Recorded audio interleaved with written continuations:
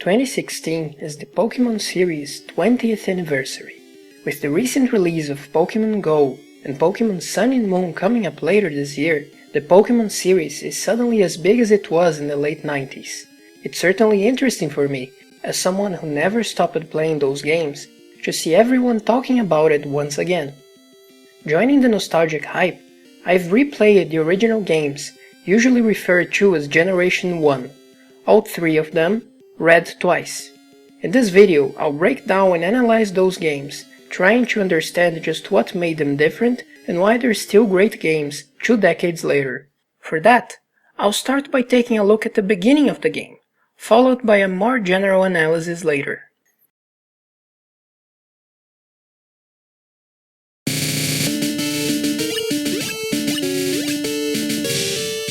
The game opens with a Pokémon battle between a Gengar and either a Nidorino on red or a Jigglypuff on blue. This is followed by a title screen where some of the 150 Pokémon present in the game are showcased to the new player. Soon, after selecting New Game, comes one of the most incredibly memorable introductions to any game ever. Welcome to the world of Pokémon. Professor Oak, with very few words, quickly explains the basics to the player. The world of Pokémon itself is actually a surprisingly normal universe, a departure from the fantasy or sci-fi settings of most RPGs, especially in the mid-90s. Save for the Pokémon themselves, it's essentially the same as the real world, except 10-year-olds don't have school and can travel on their own. This makes the whole thing much more relatable. You're not following the story of a super-powered, destined youth while they save the world. You are that absolutely normal, powerless kid catching and training those magical beasts you can put in your pocket. Those are your Pokémon. Following that logic, the main character can be named by the player. The idea clearly is, in a similar way as the Legend of Zelda games, to make the playable trainer an avatar of the player. Also in common with Zelda and with some RPGs, the main character is mute, pushing him even closer to the player. When this particular trainer appears in later games, when the player's avatar is someone else, he's named Red. Having the ability to name the rival character, who fights the player many times throughout the game, however, is actually quite strange if you think about it. This character is not a blank slate. He is in fact the character with most personality in the whole game. I suspect the ability to name him might have been intended to let the player name the rival after a friend who also got the game, or maybe even after a bully. The rival, which I'll now call by his canonical name Blue, stands as one of the best, if not the best rival in the whole series. He's also the only rival, up to X and Y at least, to be the final boss of the game. The rival from the Gold, Silver and Crystal games is a very similar character, but the stakes are never quite as high as with Blue. Starting from the Game Boy Advance games, the rivals became increasingly friendly, and the ability to name them was gone. In particular, the rivals in X and Y are barely even rivals, being the main character's friends from the very beginning. The main rival, who is the opposite gender's playable character, is in fact so humble and non-confrontational, it's pretty easy to feel bad when you beat them.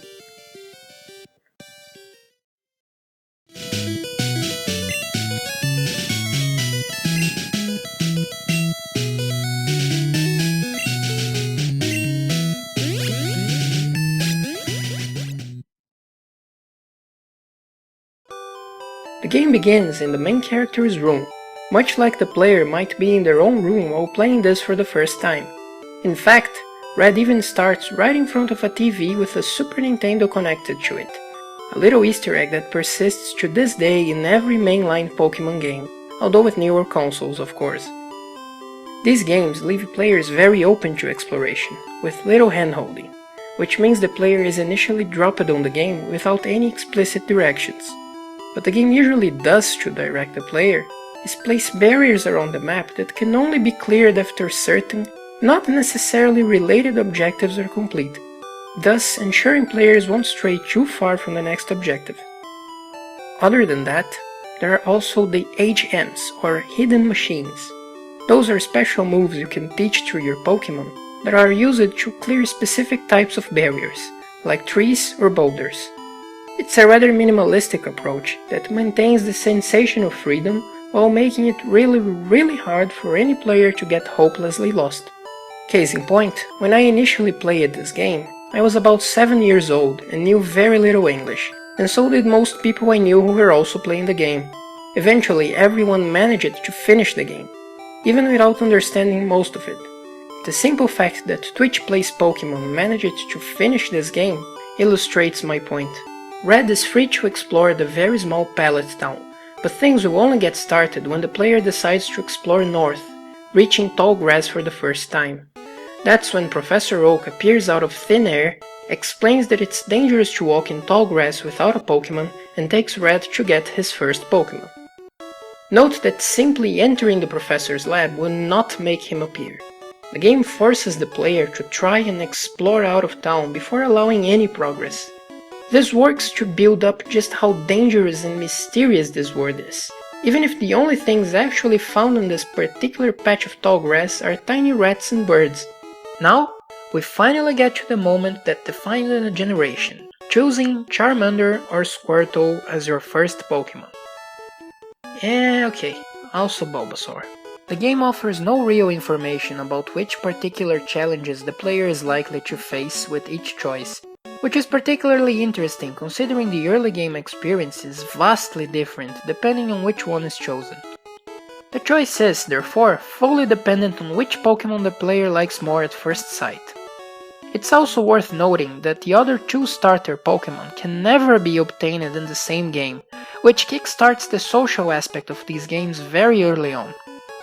In fact, it's impossible to even find another of the same starter you pick.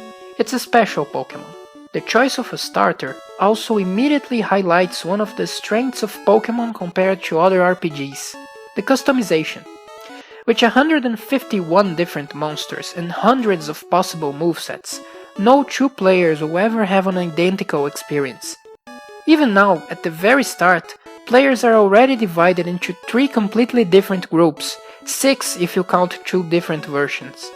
The starters are also much stronger than the basic Pokémon you find in the early areas of the game, and also begin at a higher level than those.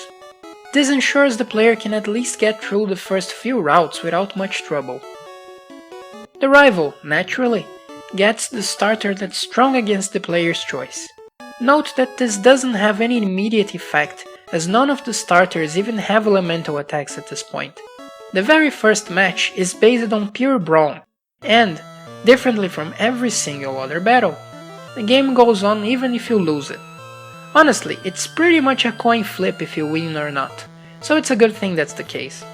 Pokémon types are based on a rock-paper-scissors scheme, except there's more than a dozen types to consider.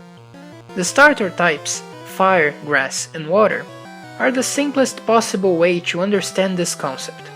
Water puts out fire, fire burns out grass, and grass lives off water. Of all the Pokémon types, there is no water group that forms a perfect triangle that's easy to understand like this. And that is why, despite some people clamoring for it throughout the years, the chances of the starter Pokémon types ever changing are very small. Every Pokémon game is someone's first. It doesn't matter if we've been playing Pokémon for almost 2 decades. Some kid will pick up Pokémon Sun or Moon this Christmas and will have to learn the ropes just like we did before. This won't happen as easily if the starters are, for example, Dark, Fighting and Psychic. Back to the initial battle. More careful players have an extra advantage at this point. Back in Red's house, there is a computer used to store extra items. Conveniently, clearly as a reward for those who checked everything on the room, there was a single potion already stored. Using this potion, this first battle is effectively a guaranteed win.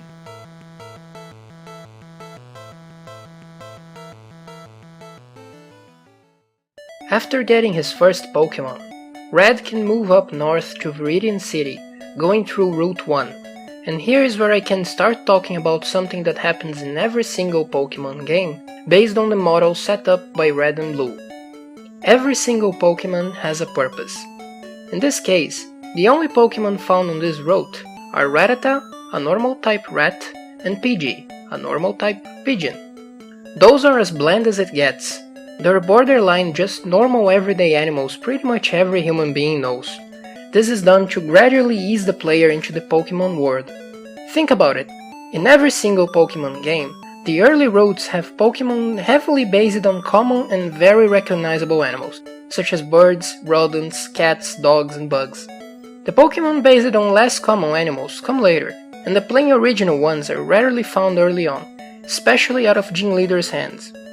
By seeing the birds and rats on Route 1, players understand that it's not the case that this world has Pokémon in addition to animals, but Pokémon are the animals on this world, both domesticated and wild. At this point, however, the player still can't capture any more Pokémon, so those first few wild Pokémon are basically free experience. They're all lower leveled and weaker than any of the starters, so it's not rare for the player to reach the next city, Viridian, with the starter around level 7. Viridian City is much bigger than Pallet Town, but doesn't exactly offer much more. The very first building players will see when entering the city is the Pokémon Center, notable by the Poke letters in front of it. These are the most important buildings in the game, serving both as checkpoints and as a place to fully heal all of your Pokémon free of charge. Other than the Pokémon Center, there are a few houses with NPCs that explain some of the basic concepts of the game, including the main objective: defeat all 8 gym leaders to collect badges, and then challenge the Elite Four, the best Pokémon trainers in the world. Keeping the player from achieving their glorious destiny, there is a sleeping guy who is actually drunk in the original Japanese versions, blocking the way north. This is the first of those barriers I mentioned before.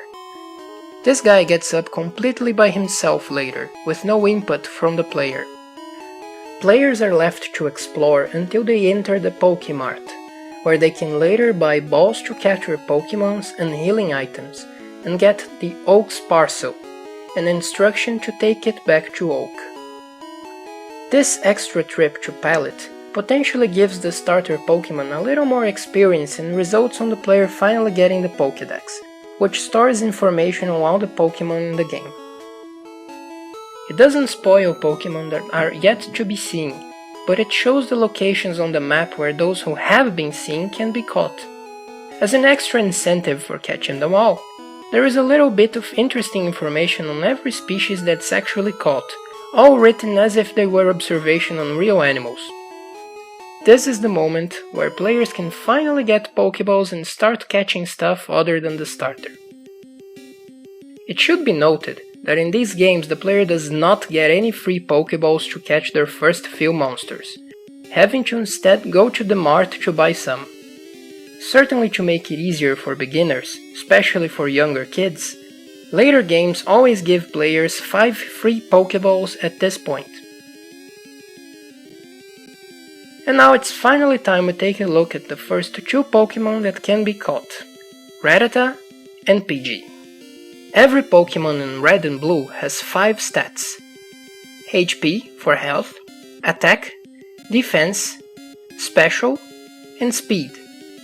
All the individual monsters have small variations to keep them unique, but each species has a general list of base stats, who keep them close in strength to their kin.